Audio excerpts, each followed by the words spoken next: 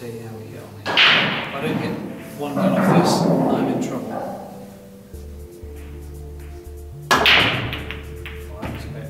After all your coaching, I think you've been learning a bit from the tips there. That was I quite know, good but break. you didn't get anything You didn't in. get a ball, and neither did I. So, you know, in my position now, I'm going to be sat here watching you.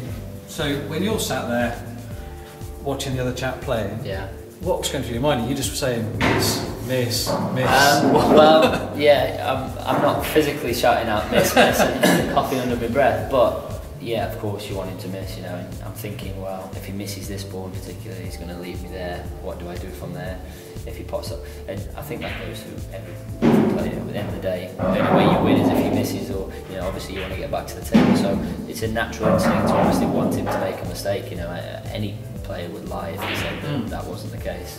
Do you find yourself concentrating on the table though? Are you concentrating on where he's going and what he's doing, or do you try and mentally rest? Do you sort of just think, well, whatever's going to happen is going to happen? Yeah, I'll stand up and it is where it is. Totally. I mean, I can't control what you're doing when you're at the table, so it's pointless me, trying to. It's just you just have to be ready that if you do miss, you have to be ready to take your chance. No matter where the balls are, you have to be ready to capitalise on a mistake at the end of the day.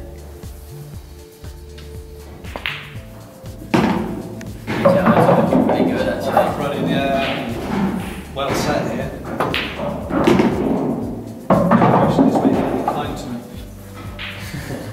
After your last performance, I better be careful. Yeah, oh, running nicely. Oh, yeah, two shots at that.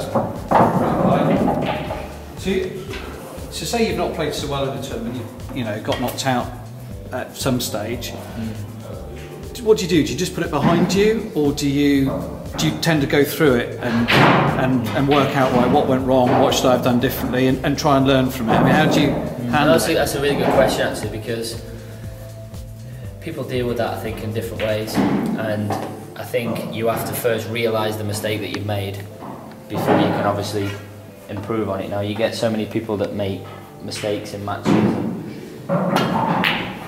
can't really admit it. They'll come off and say, oh, I didn't really make a mistake, or the table rolled off, or I got a kick. But I'm a firm believer that you have to completely understand what you're doing wrong and go away, work on it to make sure you don't make the same mistake again. Yeah.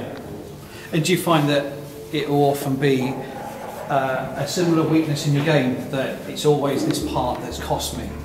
Or is it always something different? Well, if that's the case, then it's always best to, if you feel as though there's a certain part of your game that there is a weakness, like for argument's sake, potting balls down the rails, I'll come out and I'll practice the down the rails routine. If I feel as though, bridging over the balls what's cost me the match, then that's something which you have to go home and work on, because you have to put right the mistakes that you've made. So if you can come home and analyse the mistakes that you've made, what went wrong, whether it was the break, whatever it was, I would then go home, work on it, and provide for the next event. Any sport is practice, isn't it? Yeah, practice, dedication, and learning how to deal with the pressure. Return the favour. That was a good pot as well. That was good. So I know for this year's World Championships you worked really hard. I did, and I always work hard for the World Championships, in particular because obviously it's the biggest event, and the sky, and it's nice to, because all the other tournaments are nice, but the World Championships is the one that everyone wants to win. So I always put the work in. Maybe hence why I won 3 of them, but I did work especially hard for this one. What do you reckon happened? Maybe I overplayed. Maybe I played so much that I got to a point where I practiced that much and I'd almost burnt myself out in practice, almost maybe like a long distance runner, running too much before the marathon. Yeah.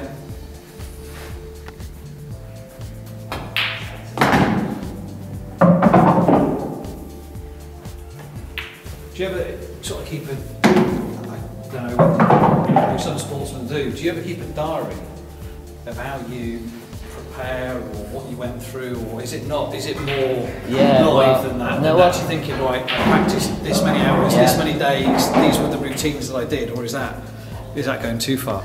No, it's not, and to be honest, I'm quite superstitious, so I try and keep to the same routines. Right. I'm not to the point where I wear the same pair of pants for the whole week for the tournament, superstitious, but I am superstitious. That was Ben's question, actually, was around the pants. Yeah. But no, I am superstitious to the point where I prepare for for each match the same. Like Right. if I'm on at 9 o'clock in the morning, I get up around 7:30, get a shower, go down, have a practice for around about half an hour. I don't need any more than half an hour because my practice is done leading up to the event.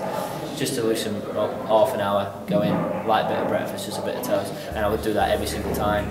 So I always try and prepare the same. At least then I know if I lose, it's not because I climbed out of bed at 8:30, was running a little bit late for my match, didn't get a chance to put. I know if I prepared the same for every single match, then I give myself the best chance. Yeah.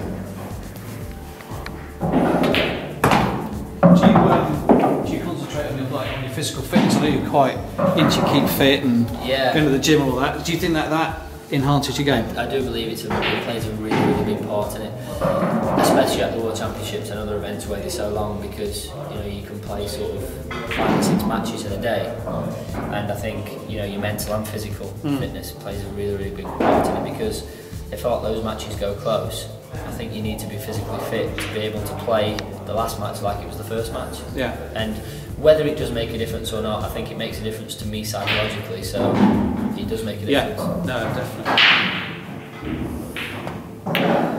You try and make sure that you eat and drink.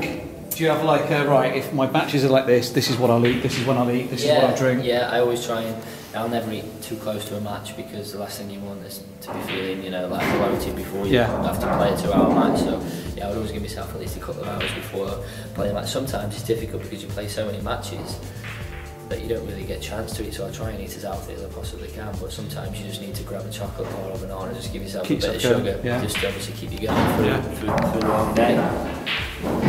So it's not really... It's curtains again, isn't it? Thank you again. I enjoyed that. Thanks a lot. For more videos from Gareth Potts featuring hints, tips and trick shots, please visit homeloaderdirect.com.